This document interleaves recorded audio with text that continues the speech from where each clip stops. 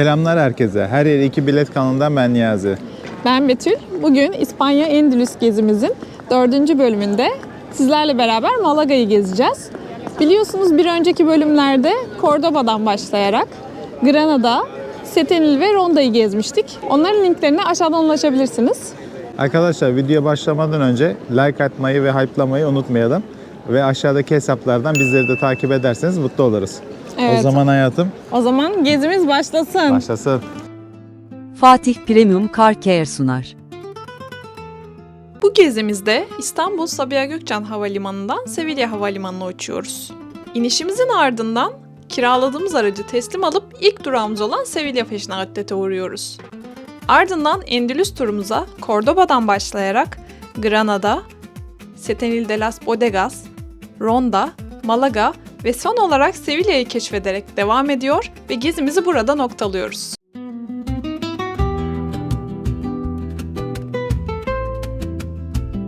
Akdeniz kıyısında güneşin hiç eksik olmadığı bir şehir düşünün. Burası Malaga. Tarihi yaklaşık 3000 yıl öncesine uzanır. Fenikeliler tarafından kurulan şehir, daha sonra Romalıların önemli limanlarından biri haline gelir. Ama Malaga'nın ruhu Endülüs dönemi sırasında şekillenir. Müslümanlar burada kaleler, surlar ve saraylar inşa eder. Özellikle Alcazaba ve Gibralfaro Kalesi şehrin en güçlü savunma noktaları olur.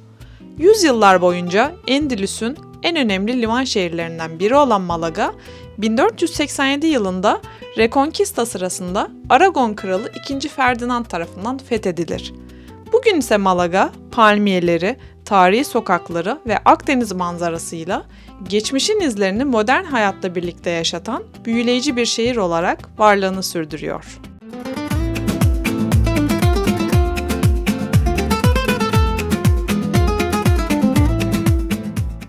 Evet arkadaşlar, beğendiğimiz otelleri paylaştığımızı söylemiştik. Malaga'da da Ibis Otel'in şehir merkezindeki olanını tercih ettik. Burada 2 tane var. Kaldığımız oteli aşağıda görebilirsiniz. Onun dışında kapalı otoparkı mevcut. Günlük 11,5 euro ücreti var. Dilerseniz kahvaltı da alabilirsiniz. Otelde ayrıca da böyle bagaj koymak için dolaplar da var ücretli bir şekilde. Burada görebilirsiniz saatlik ücretlerini. 4 saat, 12 saat ve 24 saat olarak. Şunlar da boyutlar. Üstteki daha küçük boyut. Gelmeden bakarsınız, araştırırsınız.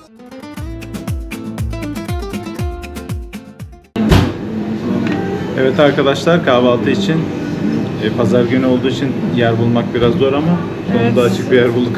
Birkaç yer vardı. Granier diye bir pastaneye geldik.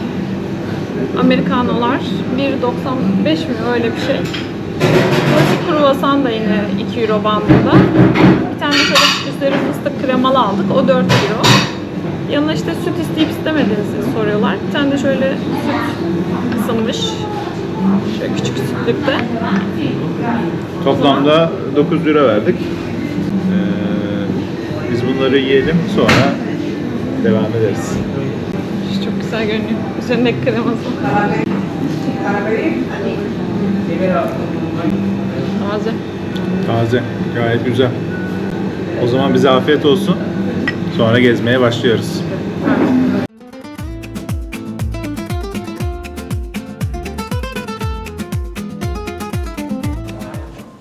1,5 euroya da varmış. Bunlar çok güzel değil ama. Bence. Evet, magnetler ortalama 2 eurodan başlıyor. Bu 1,5 eurolukları ilk defa gördüm yalnız bak. Buralar. 1 euroya bardak var hayatım. Bayağı uygun. Ama kötü bardak. Evet. Bu 1,5 euroluklar iyiymiş bu arada. Şunlar falan. Evet, 2 euroya var, 3,5 euroya var. Bence 3,5 euroluk almaya gerek yok burada çünkü 2 euroya da bulabiliyorsunuz. Şöyle gitarlı falan da var. Şöyle devam edelim. Evet, şimdi biz ilk olarak Gibralfaro Kalesi'ne çıkacağız. Yaklaşık 1,5 kilometrelik bir yol gösteriyor navigasyon. Umarım çok yormaz bizi. Bir de pazar günü çoğu yer kapalı şu anda. Oraya. Bakalım.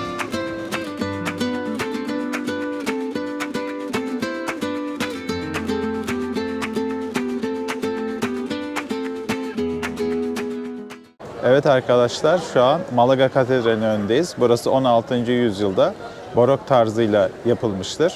Buranın en büyük özelliği bir kulesini henüz daha tamamlanmamasından dolayı tek kollu katedral olarak da biliniyor. Giriş ücreti ayrıca 10 euro. Arzu ederseniz gelebilirsiniz. Biz girmeyi tercih etmiyoruz. Buradan devam edeceğiz. Arkadaşlar, katedralin girişi arka tarafta ama bu açıdan da çok güzel gözüküyor.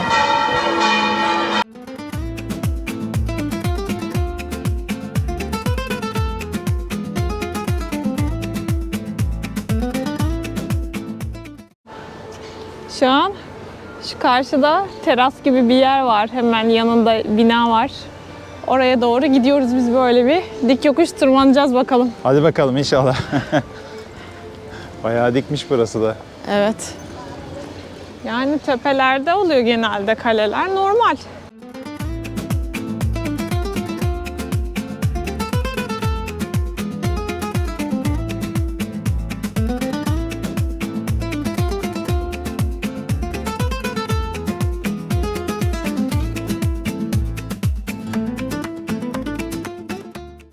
Evet, şimdi kale girişini bekliyoruz bilet almak için. Sadece kale 7 euro. Alcazaba diye içinde bir de saray kısmı var. Orasıyla beraber kombine alırsanız 10 euroya denk geliyor. Daha mantıklı oluyor. Biz şimdi 10 euroluk biletten alacağız. Makine varmış. Otomatlardan alınıyor. Evet. Evet, şimdi bileti aldık arkadaşlar. İçeriye giriyoruz. Şöyle otomattan 20 euro.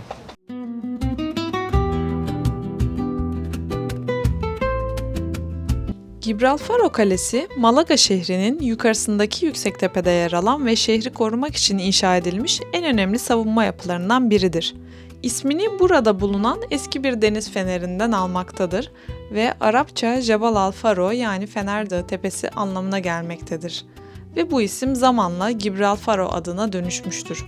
Kalenin temelleri eski dönemlere dayansa da bugünkü güçlü surları ve kuleleri büyük ölçüde Endülüs dönemi sırasında özellikle 14. yüzyılda 1. Yusuf döneminde inşa edilmiş. Amaç hem limanı hem de aşağıdaki Alcazaba Saray Kalesi'ni korumakmış. Ancak 1487 yılında gerçekleşen Malaga kuşatması sırasında kale Hristiyan ordularına karşı haftalarca direnmiş ve bu kuşatma uzayınca açlık ve erzak sıkıntısı başlamış, sonunda Malaga teslim olmuş. Bu fetih, Endülüs'te Müslüman hakimiyetinin zayıflamasındaki en önemli adımlardan biri sayılmıştır. Bugün Gibralfaro Kalesi, Malaga tarihini ve Akdeniz manzarasını aynı anda görebileceğiniz en etkileyici noktalardan biri olarak hala ayakta durmaktadır. Evet arkadaşlar, kalenin en güzel manzarasının olduğu yer bu köşe. Buraya geldiğinizde fotoğrafta çekinmeyi ihmal etmeyin. Karşıda görüyorsunuz. Arana çok net şekilde belli oluyor. Ve port bölümü de ne şekil. plajlar da gözüküyor. Plajlar bu arada. da. Deniz yani. Hatta Betül'le az önce konuştuk. Şu taraf Şurası. kumlu bölge çok güzel. Güzel, yazın güzel olur buralar. Evet. Tam deniz tatili yapmak için, hele kruz gemisiyle gelmek çok zevkli olmaz mı? Evet, bence zevkli olur. Hadi biz devam edelim edelim. gezimize.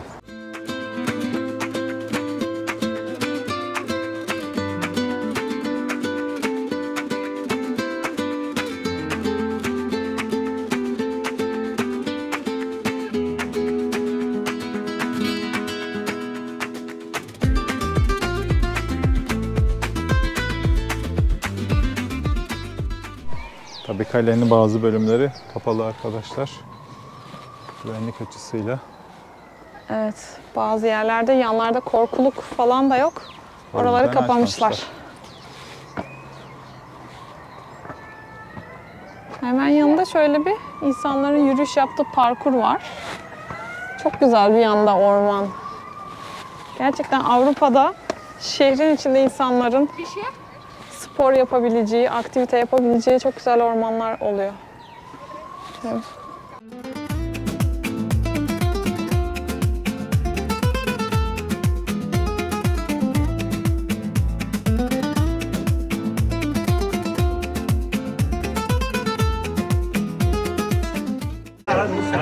y en tus tibias manos se durmió mi corazón.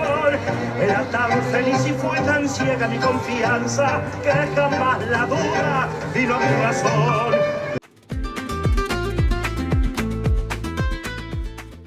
Evet arkadaşlar, şimdi Alcazaba'ya geldik. İçeri girelim beraber. Evet, şimdi biz zaten kombine bilet almıştık. Hemen geçtik, içeri girdik. Gezelim bakalım buraları.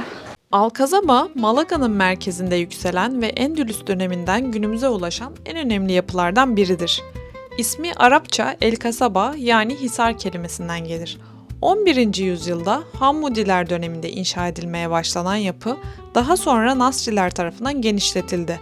Alcazaba yalnızca bir kale değil, yöneticilerin yaşadığı saray bölümleri, bahçeler, avlular ve savunma surlarından oluşan büyük bir kompleks olarak tasarlanmıştı. Yapının en dikkat çekici özelliklerinden biri katmanlı savunma sistemidir. Bir saldırı sırasında düşmanın içeri girmesini zorlaştırmak için kıvrımlı kapılar, dar geçitler ve birden fazla sur hattı kullanılmıştı. Ayrıca yukarıdaki Gibralfaro Kalesi ile surlarla bağlantılıydı ve birlikte şehrin en güçlü savunmasını oluşturuyordu. Alcazaba'nın içinde Endülüs mimarisinin izleri hala görülebilir. Taş kemerler, süslemeli avlular, küçük havuzlar ve bahçeler Granada'daki Nasri mimarisini hatırlatır. Bu yüzden yapı küçük bir elhamra benzetmesiyle de anılır. 1487'deki Malaga kuşatması sırasında uzun süre dirense de şehirle birlikte Hristiyanların eline geçti. Fetih sonrası bazı bölümler değiştirildi ancak büyük kısmı korunmayı başardı. Bugün Alcazaba, Malaga'nın hem tarihi hem de mimari açıdan en etkileyici yapılarından biri olarak ziyaretçilerini geçmişteki Endülüs atmosferine götürüyor.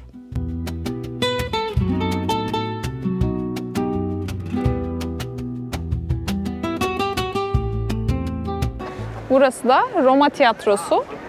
Bu taraflardan ücretsiz gezebilirsiniz. Aşağıda bir de platform kurmuşlar. Şu karşıdaki cam mekanlı yerden sanırım orası için ayrıca bilet alınıyor. Evet. Bizim bulunduğumuz yerden hemen Alcazaba çıkışından sağa döndüğünüzde buraya geliyorsunuz. Böyle devam ederseniz şuraya kadar gidebilirsiniz. Tekrar biz buradan geri döneceğiz. Roma Tiyatrosu, Malaga'nın Roma döneminden günümüze ulaşan en önemli yapılarından biridir. Milattan sonra 1. yüzyılda Roma İmparatoru Augustus döneminde inşa edildiği düşünülür. Tiyatro uzun yıllar boyunca gösteriler ve toplantılar için kullanıldı. Ancak Endülüs dönemi sırasında taşlarının bir kısmı yakınındaki Alcazaba'nın yapımında kullanıldı. Bu yapı yüzyıllarca toprağın altında kaldı ve ancak 1951 yılında tesadüfen yeniden keşfedildi. Bugün ise Alcazaba'nın hemen altında bulunan tiyatro, Malaga'nın Roma geçmişini gösteren en önemli tarihi noktalardan biri olarak ziyaret edilmekte. Evet arkadaşlar, demin karşı taraftaydık. Şimdi cadde üzerine geldik. Buradan da bir bakalım dedik. Bu açıdan daha güzel ama manzara. Evet, bu açıdan tiyatro karşımızda durduğu için oturma yerleri daha hoş görünüyor tabii. Arzu ederseniz geldiğinde içeri de girebilirsiniz. Biz devam edelim. Evet arkadaşlar, İspanya'nın sokaklarında sokak sanatçılarını görmek mümkün. Rafael Nadal'ı aynısı. Haydi biz devam edelim.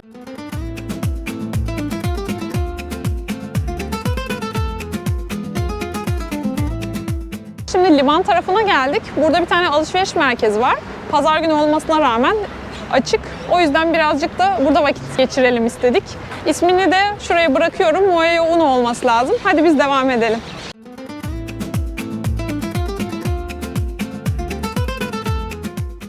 Arkadaşlar bizde araba var ama şehir içlerinde arabayı hiç tercih etmiyoruz. Otopark bulması zor oluyor ve şehirler genelde yürüyerek gezilecek yerlerde oluyor. Sizin de aklınızda bulunsun. Çok gerekmedikçe araba kullanmaya gerek yok yani. Evet. Evet, burada da standlar var. Bir şeyler bakıp, hediyelik eşya bakıp alabilirsiniz. Biz şimdi hemen şu karşıdaki yere gideceğiz. Kruz gemisi de zaten şu tarafta. İleride görünüyor. Evet. Primor'u buradan gördüm hayatım.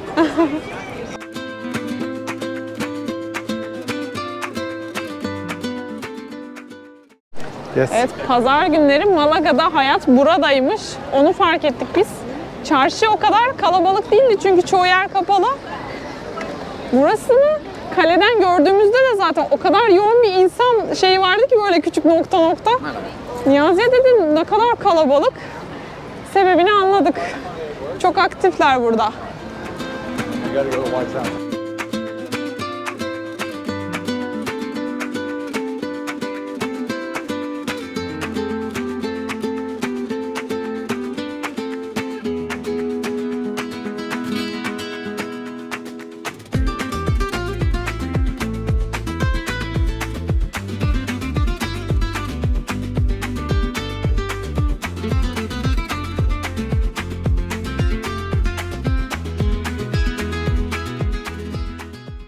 Evet arkadaşlar, biz AVM'yi gezdik. Zaten çok fazla mağaza yoktu. Vaktiniz kalırsa gelir şöyle bir göz atarsınız. O zaman biz buradan devam Devam edelim. edelim.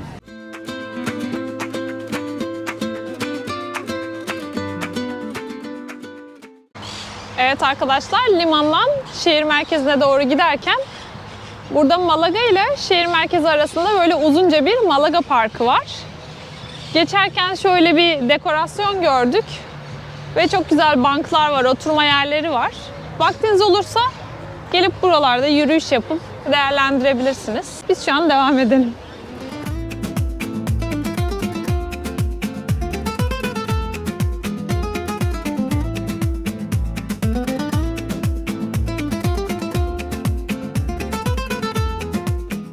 Arkamda görmüş olduğunuz Marqués de Larios Caddesi, alışveriş caddesi de diyebiliriz. Şu an pazar günü olduğu için mağazalar kapalı ama siz geldiğinizde hafta içine getirirseniz mağazaları da gezebilirsiniz.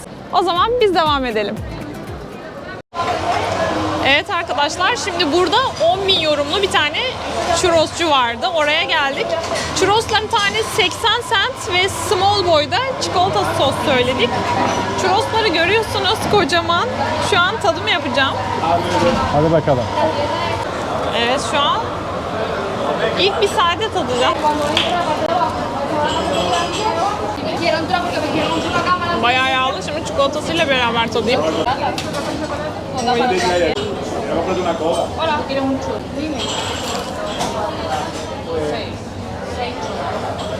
Afiyet olsun hayatım.